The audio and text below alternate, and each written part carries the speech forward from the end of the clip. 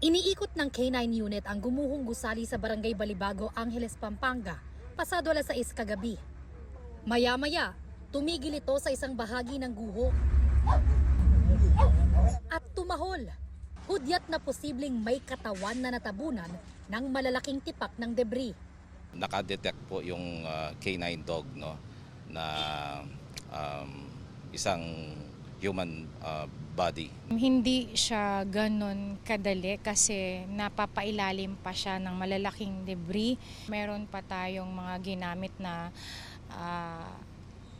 shoring na ginawa para maging stable yung paglalabasan sa kanya. Kapag nailabas po sila ng ating mga bumbero doon sa collapse sites, ay ita-turn over po namin sila sa ating mga taga-DOH para alamin po ang pagkakakilanlan bago po ito tuluyang dalhin sa nearest na punerarya. Mag-aalas 8 kaninang umaga nang makuha ang katawan ng lalaki na wala ng buhay. Ito na ang ikalimang nasawi sa pagguho. Ayon sa LGU, makatutulong ang cellphone na na-recover ng mga otoridad para kilalanin ang bangkay. Ibinalik sa search and rescue ang operasyon sa gumuhong gusali. Iniutos yan ni Interior Secretary John Vic Remulla nang bumisita siya sa Ground Zero kahapon.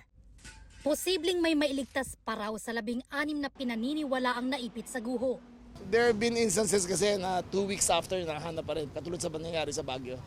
So for me, I would rather consider it a search and rescue. Tuloy-tuloy ang 24 oras na operasyon ng mga otoridad sa gumuhong gusali.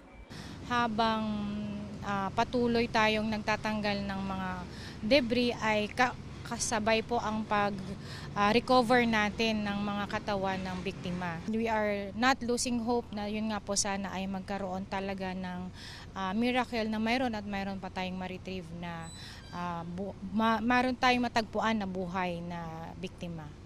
Ayon sa Angeles City LGU, hindi pa humaharap sa kanila ang mga kinatawan ng may-ari ng kumpanyang Golden Years Construction and Steelwork Corporation. Tiniyak ni Remulla na hindi nito matatakasan ang pananagutan. We will issue a subpoena and we will put a hold order sa airport para mag-report sila. Posible raw silang maharap sa patong-patong na reklamong kriminal, sibil at paglabag sa labor code. Ang pagkukulang dito ay hindi dapat nagkaroon ng tulugan doon sa construction site mismo. Dapat may barracks. Pangalawa, hindi dapat kasama yung pamilya.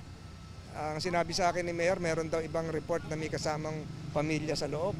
Hindi kasama dapat yon. Sa huling tala ng mga otoridad, humigit kumulang 15 pa ang hinahanap.